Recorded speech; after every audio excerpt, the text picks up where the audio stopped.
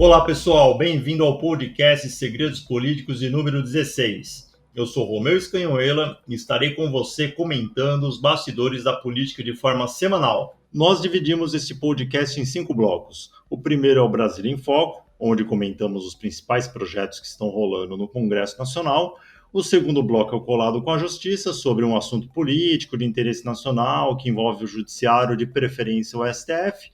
O terceiro bloco é o Giro Regional, onde damos alguma dica ou referência sobre gestão pública que acontece em alguma região do Brasil. No quarto bloco vem a Puxada de Orelha, onde comentamos algo que nossos mandatários não deveriam fazer. E, por fim, o Resumo de Brasília, onde citaremos apenas os destaques, de forma bem sucinta, dos assuntos debatidos nos últimos dias na capital federal. Com tudo isso, iniciamos o nosso podcast e apresento a você o meu amigo nesse projeto, Victor Escobar. Valeu, Romeu. Obrigado a todos os que estão nos ouvindo nessa nova edição dos Segredos Políticos. Lembrando que nosso foco continue a passar para você, nosso ouvinte, aquilo que não é dito pela mídia tradicional. Portanto, pautas que os principais veículos de comunicação abordam, você não escutará por aqui. E vamos começar com o Brasil em Foco.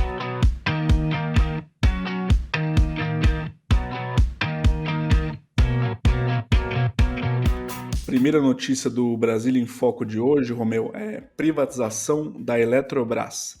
Quais são os diferentes cenários? Então, Vitor, né, a tão esperada aí privatização da Eletrobras pelos investidores, né, e também pelo país, na minha opinião, teve um avanço importante na última quarta-feira, dia 20 de maio, não, dia 20 de maio não, desculpa, dia 19, com a aprovação aí pela Câmara dos Deputados da medida provisória sobre o tema e o encaminhamento do texto para a votação no Senado. É uma vitória do governo nesse processo de desestatização, né, que até agora praticamente nada foi desestatizado, e é um recurso aí que pode levantar aí bilhões de reais para a União e, na minha opinião, mais importante, você foca no que é importante para o país e não precisa manter estatais em funcionamento, gerando cargo comissionado para um monte de gente, dando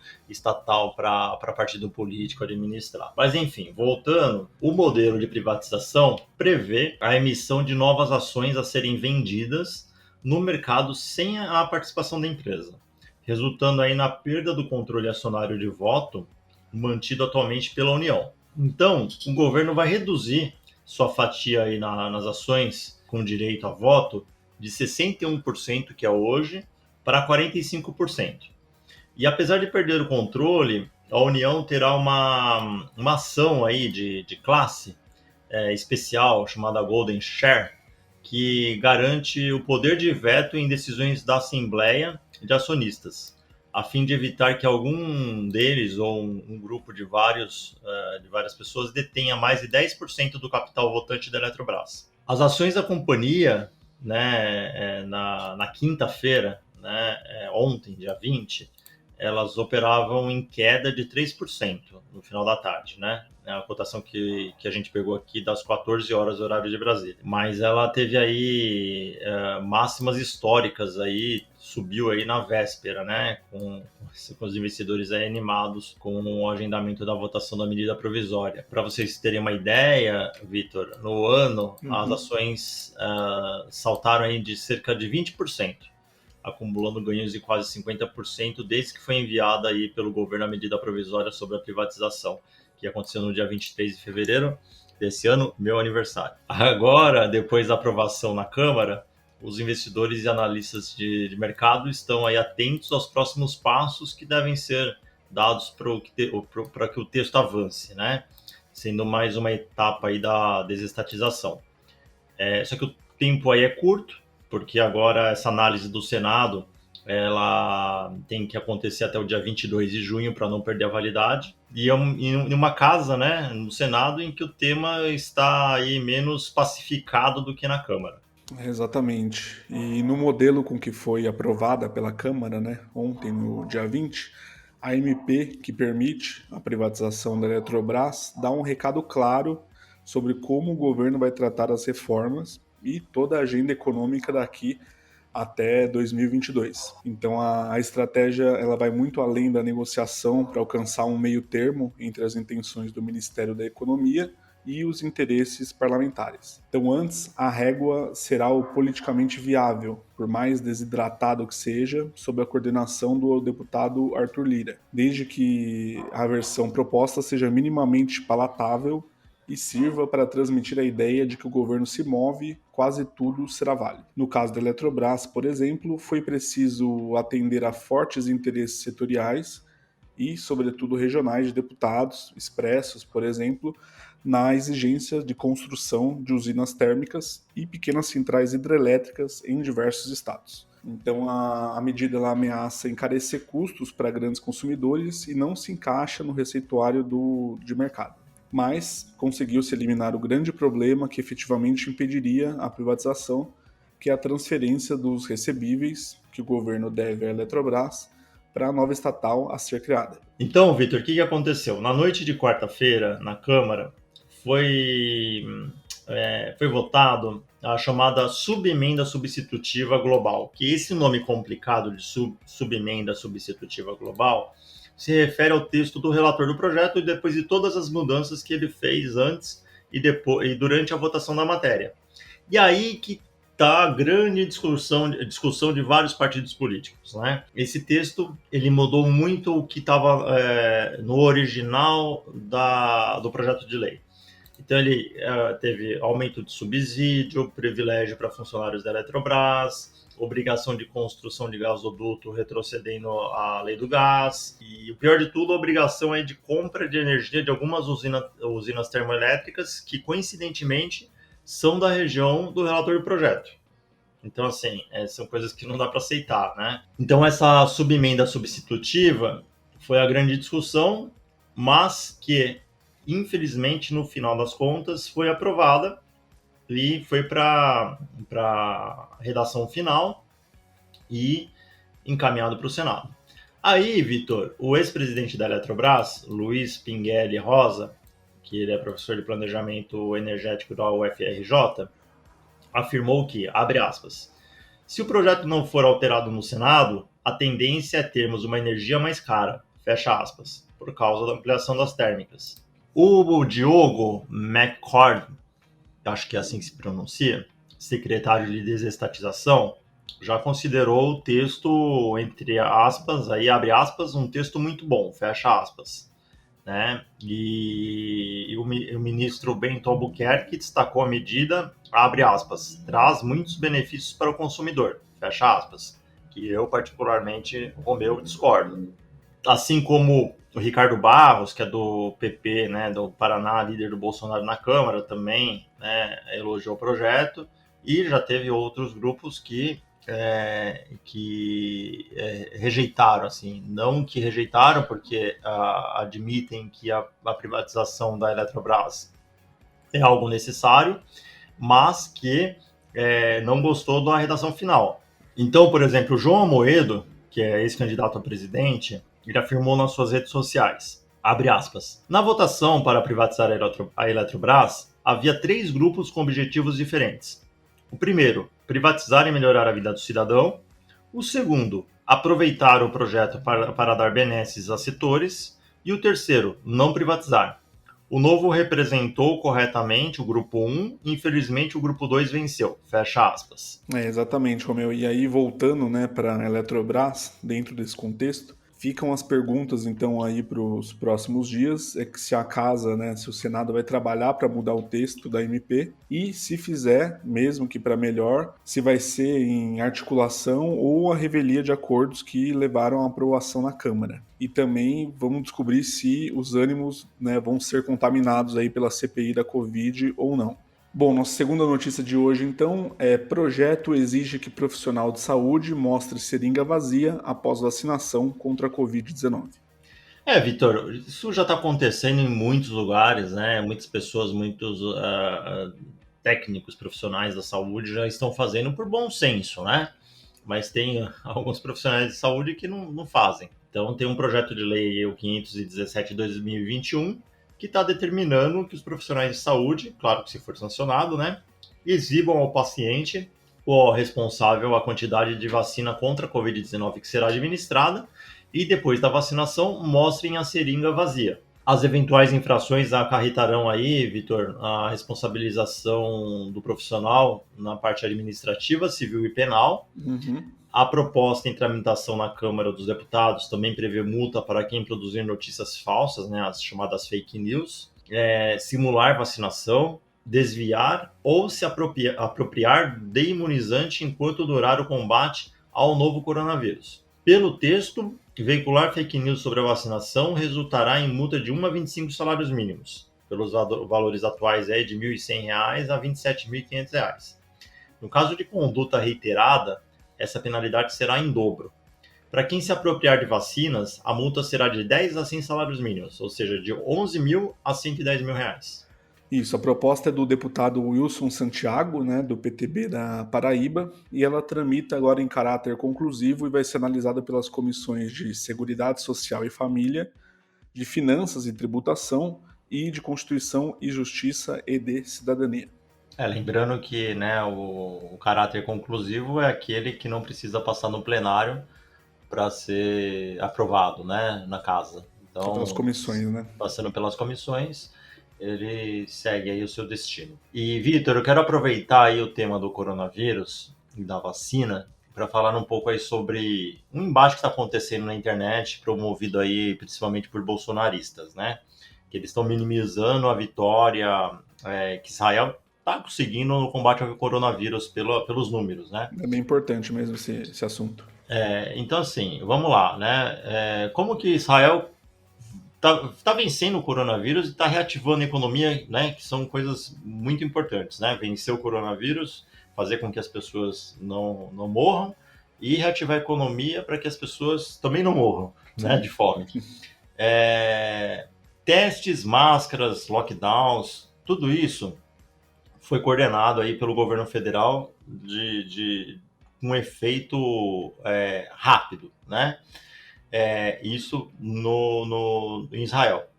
Começou a pandemia, já teste em massa, máscara para todo mundo, sem demora, lockdown, e isso fez com que o vírus não se propagasse como se propagou no Brasil, né? Então, a política nacional de combate à pandemia no Brasil teve as coisas mais descoordenadas possíveis, né? As coisas mais ineficientes, né?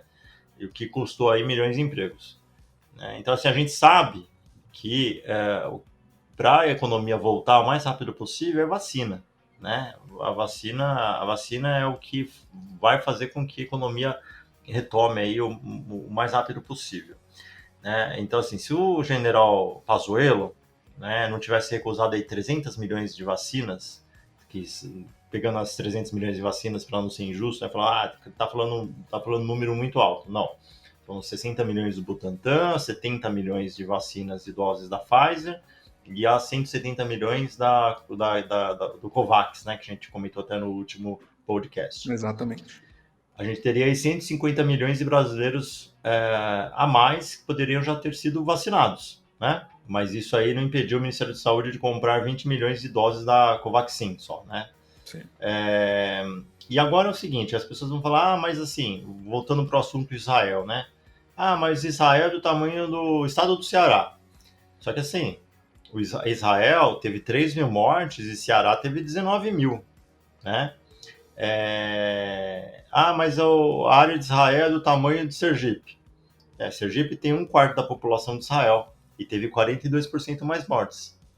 Mas os israelenses, né, são ricos. Nós não somos. Mas todos os 126 países com renda per capita menor que nós tiveram menos mortes em relação ao tamanho da população que a gente. Então, assim, esse pensamento, né? Tô pegando aqui do Ricardo Amorim, que é jornalista, né? Que ele fala no final das contas: nunca é tarde para a gente reconhecer erros, aprender e mudar, né? Então, o sucesso recente do Reino Unido e dos Estados Unidos, eles foram aí em países com mais mortes e contração econômica, né, pesada, mas assim, o que eles estão fazendo, eles sabem o que fazer, que vacinar a população em massa, o mais rápido possível. Exatamente. Para quem está acompanhando aí a CPI da Covid, assim, para mim fica bem claro de que houve falhas, houve erros gravíssimos, né? O que a gente precisa descobrir agora, espero que as investigações avancem para isso, quem são os responsáveis, né? Assim, acho que é mais de um responsável, mas quem são esses responsáveis e se foi feito isso realmente por ignorância, como que eu posso dizer, por incompetência, né, de quem está lá no governo, ou se foi por dolo mesmo, ou se foi de propósito para tentar politicamente atingir uma ou outra pessoa, né, um outro grupo. Então vamos deixar as investigações seguirem e torcer para os responsáveis serem punidos pelo que fizeram, né, com a população brasileira. Exatamente. Vamos para o lado com a justiça? Vamos lá.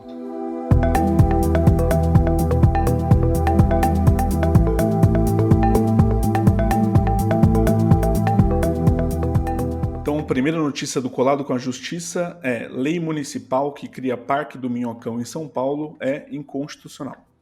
Mais uma lei de iniciativa parlamentar que não deveria ser de iniciativa parlamentar, Vitor.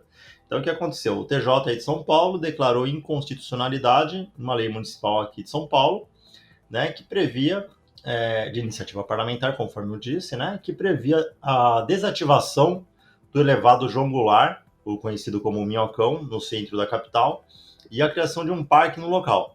A questão foi amplamente discutida pelos desembargadores e, após 5 pedidos de adiamento, o julgamento foi concluído agora na quarta-feira de 19 de maio. Por maioria de votos, o órgão, o TJ, concluiu que houve invasão de competência do Executivo e vício de iniciativa. Apesar de o plano diretor de São Paulo ter previsto a desativação do tráfego no Minhocão, a demolição ou a transformação do espaço em um parque, né, no Minhocão, isso é tarefa da Prefeitura e não da Câmara dos Vereadores.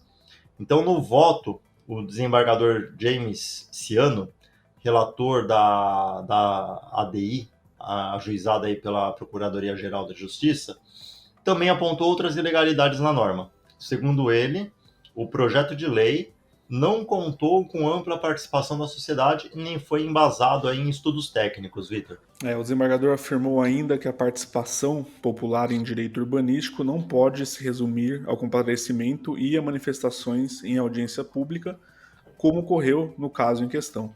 Então foram feitas 2 audiências públicas para discutir essa matéria em setembro e outubro de 2017. Então ele disse que as entidades comunitárias atuantes no município devem ter o direito de contribuir no estudo, encaminhamento e solução dos problemas, planos, programas e projetos que lhes são concernentes, conforme o inciso 2º do artigo 180 da Constituição do Estado. Vamos para o Giro Regional? Vamos para o Giro Regional.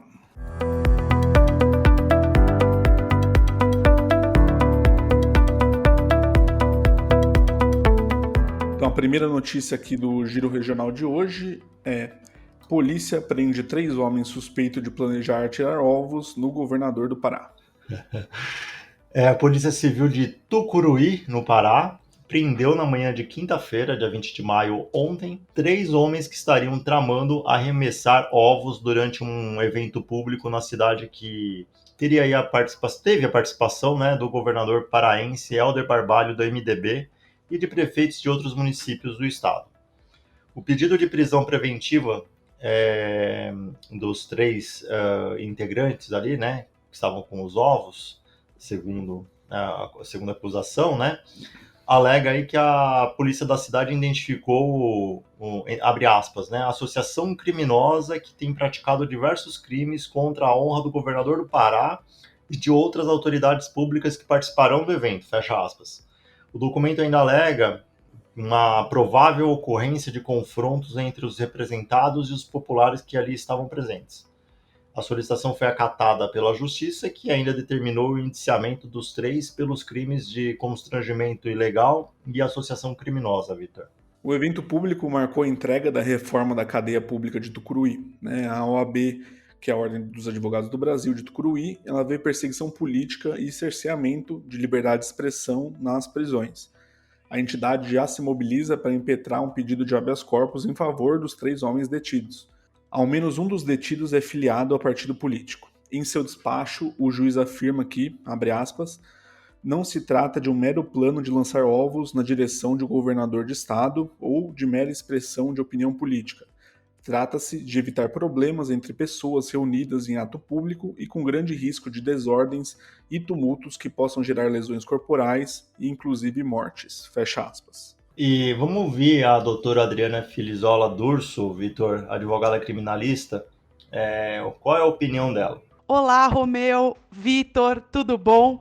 Um prazer imenso estar aqui participando do podcast de vocês. Adriana Durso, advogada criminalista, e eu venho falar sobre a questão da liberdade de expressão. A liberdade de expressão é esta que é garantida constitucionalmente, é um direito de todo cidadão poder manifestar aí a sua opinião, o seu sentimento e se manifestar dentro do nosso Estado democrático de direito. Mas é importante ressaltarmos que essa liberdade de expressão ela não é absoluta e ela encontra limites, especialmente na nossa legislação. Então, a partir do momento que a sua liberdade de expressão invade a liberdade do outro, você pode sim responder por um crime, por exemplo, contra a honra. Então, se for uma manifestação caluniosa, uma manifestação que difame a honra de uma outra pessoa, aquela reputação do indivíduo, ou, eventualmente, pratique uma injúria contra alguém, você vai responder nos limites da legislação penal a respeito deste crime, vai responder por este crime com graves consequências até, porque você, com uma condenação nesse sentido, você vem a perder a sua primariedade e tudo. Então, a liberdade de expressão ela deve ser exercida, ela é um direito de todo cidadão, mas cuidado ao exercer a sua liberdade de expressão para que não incorra num crime. A gente agora acho que pode falar um pouquinho sobre a prisão no Brasil. A prisão, nós temos 2 espécies de prisão que a gente pode falar aqui.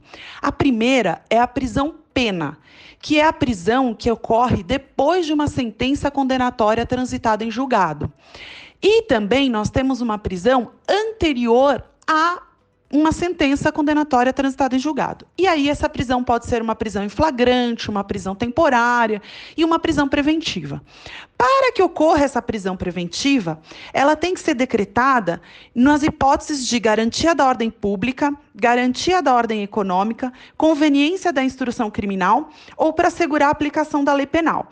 Então, se a pessoa estiver coagindo testemunhas no curso da investigação ou do processo, se houver um risco de fuga, algumas das hipóteses que a gente fala em prisão preventiva, para evitar o cometimento de um crime mais grave, para evitar a manutenção do cometimento do crime. Então, nessas hipóteses, nós poderemos ter a decretação, de acordo com o artigo 312 do Código de Processo Penal, de uma prisão preventiva. E no caso específico da notícia que vocês comentaram, eu acho que é justamente isso. É uma questão de uma prisão preventiva para evitar que novos crimes sejam cometidos. A questão é que a prisão no Brasil ela é exceção. A regra é a liberdade.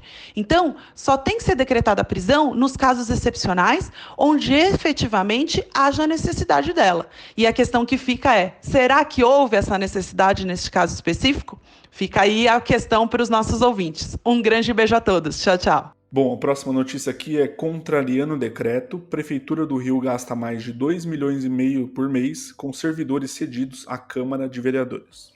Essa é uma dúvida de muitos gestores, né? Então, assim, a Prefeitura do Rio de Janeiro, ela vem pagando aí salários de quase 200 servidores do município que foram cedidos para trabalhar na Câmara dos Vereadores do Rio, e esses gastos ultrapassam, Vitor, mais de 2,5 milhões de reais por mês, segundo a folha de pagamento aí, de abril. A despesa da prefeitura com esses funcionários contraria um decreto assinado pelo prefeito Eduardo Paes, do DEM, que ele assinou em fevereiro desse ano. A determinação diz que os vencimentos dos servidores cedidos deveriam ser reembolsados pelos órgãos responsáveis, né?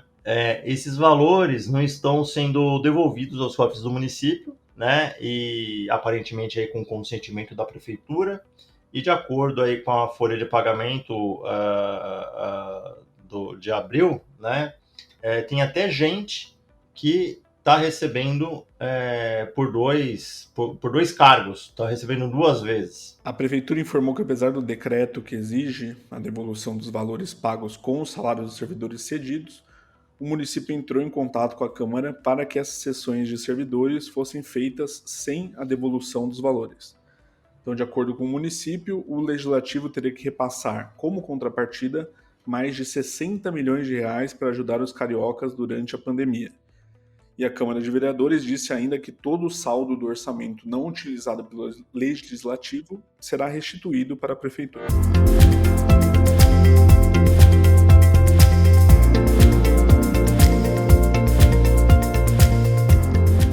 E aí, Romeu, para quem vai a puxada de orelha da semana? Vitor, hoje vamos ter que dividir aí a puxada de orelha. Primeiro, a puxada de orelha. Eu me divirto tanto com esse bloco, cara. Você divertiu, né? Eu vou até te falar que toda vez que eu termino de gravar o podcast com você, a primeira pergunta que a minha esposa fala quando me vê é: para quem que foi a puxada de orelha? Então, a puxada de orelha, hoje, a primeira parte, vai para o deputado federal Tony de Paula, do PSC do Rio de Janeiro, que soltou aí uma fake news em suas redes sociais, dizendo que o Google realiza uma votação para, abre aspas, lançar o nome Israel ou Palestina em seu mapa no Google Earth, fecha aspas. E ele ainda diz que, até agora, muitos votaram na Palestina e pede, aí, por favor, que as pessoas enviem para a sua lista para votar em Israel. Segundo as palavras dele, ele fala, gente, por favor, todos os índios, hindus, judeus, cristãos e toda a humanidade, por favor, votem em Israel. E ele coloca aí um site que é o www.israel-vs, né, palestine.com, e afirma, abre aspas novamente, né, tudo que você precisa fazer clique no link e em seguida clique em a bandeira israelense. Obrigado pelo seu apoio, fecha aspas. Bom, Vitor, primeiro que o site ou não existe ou está fora do ar. É melhor o pessoal nem tentar acessar, né? Que vai saber qual que é a intenção desse site aí, né? Mas assim, eu acessei hoje, umas 3 horas antes da gente gravar o podcast, o site tá off, totalmente off, não existe. Segundo, não há na internet, não existe na internet qualquer notícia do Google dizendo que eles estão realizando essa votação. E terceiro, o print que ele coloca lá no post dele tem os dados pouco favoráveis para a Palestina, né? Que ele fala até antes, né? Ele fala assim no post: gente, a Palestina tá meio que vencendo ali e tal, vamos ajudar Israel. Só que no próprio post que ele coloca, Israel está com 95% dos votos contra 4,5% da Palestina, né? 95,5% contra 4,5% da Palestina, ou seja, se alguém quer privilegiar Israel já está bem privilegiado ali com os 95% dele, né?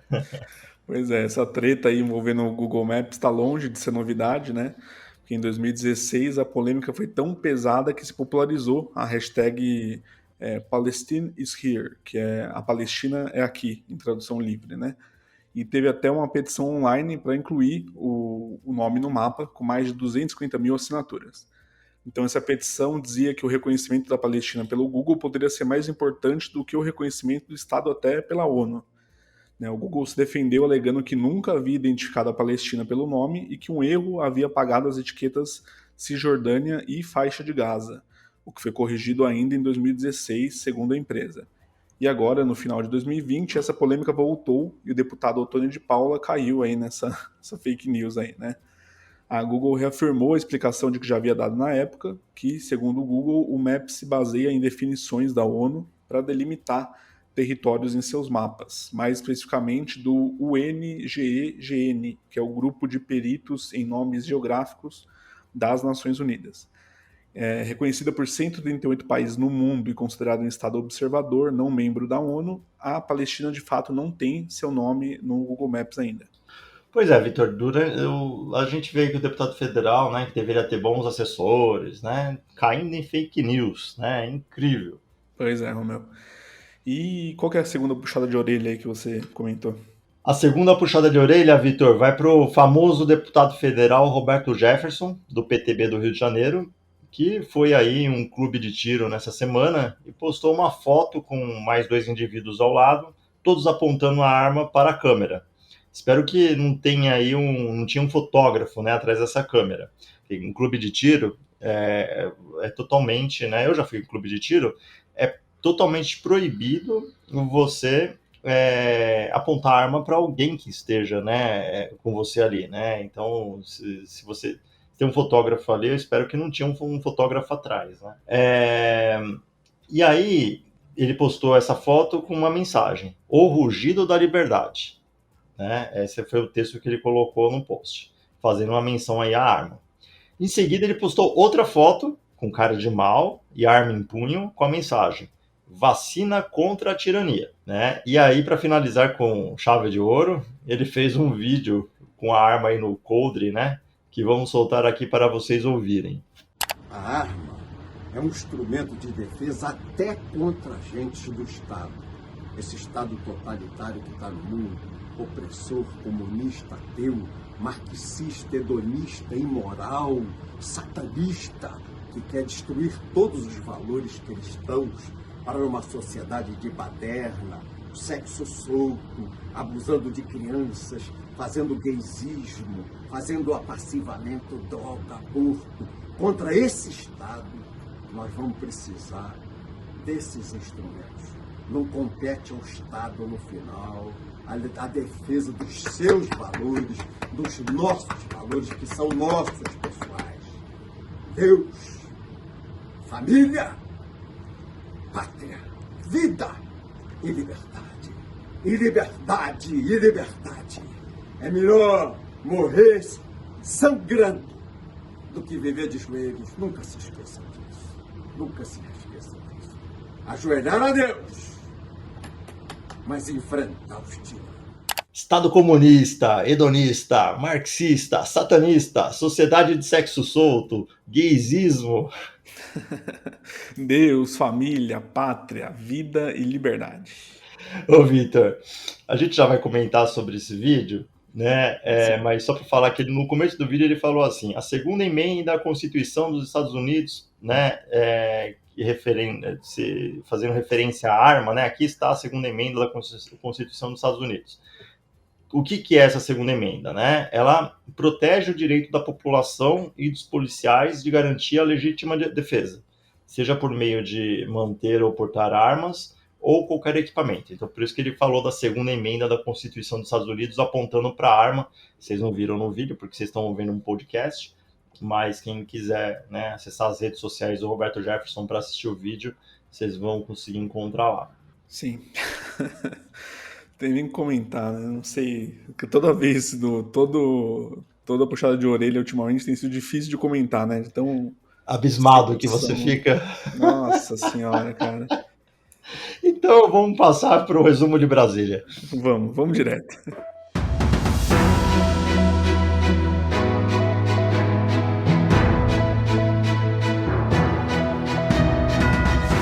Bom, estamos gravando exatamente na sexta-feira, dia 21, às 4h46 da tarde. Lembrando que nesse bloco falaremos dos destaques de Brasília de uma forma bem sucinta. Então são os assuntos debatidos nessa semana na capital federal, para que você possa buscar na internet maiores informações, caso se interesse por algum destaque. E com isso, vamos então aos destaques da semana. Senado aprova projeto de lei que permite audiência de custódia por videoconferência. Mais de 31 mil licenças de pescadores artesanais são canceladas após identificação de irregularidades. Ministério da Ciência, Tecnologia e Inovações recebe projeto de estímulo ao fornecimento de biometano. Polícia Federal mira Ricardo Salles e Ministério do Meio Ambiente em operação. Ministério da Infraestrutura apresenta estudo para a privatização da Ferroeste. Ministério da Economia projeta crescimento maior do PIB em 2021, de 3,5%. Câmara convida ministro do Desenvolvimento Regional a explicar o tratoraço. Câmara aprova MP sobre renegociação de dívidas com fundos constitucionais. Só explicando aí, Vitor, até um tema que falamos em uma edição anterior desse podcast, Essa medida provisória prevê a renegociação extraordinária de dívidas perante os fundos constitucionais de financiamento, que são aqueles programas de financiamento para os setores produtivos, né, do Norte, do Nordeste e do Centro-Oeste, vinculados aí com os bancos da região, né.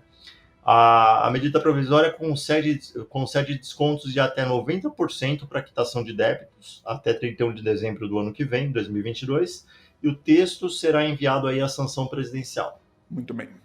Ministério da Saúde inclui pessoas com doenças crônicas neurológicas no grupo prioritário da vacina contra a Covid-19. Ministério da Saúde aceitou proposta fora do prazo em contratos irregulares da gestão Pazuello. Câmara aprova MP que altera regras do Fundo de Universalização dos Serviços de Telecomunicações e incentiva a internet por satélite. Câmara promove debate no plenário sobre medicamentos feitos com cannabis. Especialistas ouvidos por comissão que discute impressão de votos divergem sobre proposta. Comissão externa na Câmara debate características e consequências dos incêndios no Cerrado. É isso aí, Romeu. Então, com isso, a gente encerra os Segredos Políticos de hoje. Quero agradecer aí a sua presença e agradecer a todo mundo que está ouvindo a gente até agora. Então, convidar vocês para seguir nossas redes sociais, no Facebook, Instagram e YouTube. A gente é /Segredos Políticos, só no Twitter, que é Segredo Político. Então, deixa lá seu comentário, o que você achou desse episódio, quiser sugerir alguma pauta, a gente está lá à disposição. Então, valeu, Romeu, boa semana a todos. Obrigado, boa semana.